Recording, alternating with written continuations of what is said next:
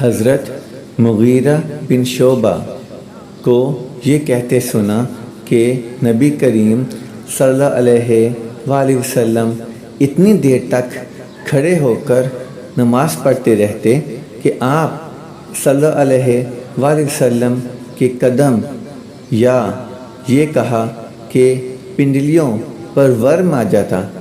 جب آپ صلی اللہ علیہ وآلہ وسلم سے اس کے متعلق کچھ عرض کیا جاتا تو فرماتے، کیا میں اللہ کا شکر گزار بندہ نہ بنوں؟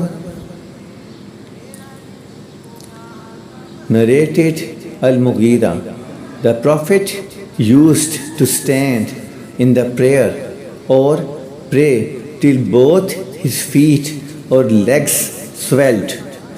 He was asked why he offered such an unbearable prayer, and he said, "Should I not be a thankful slave?"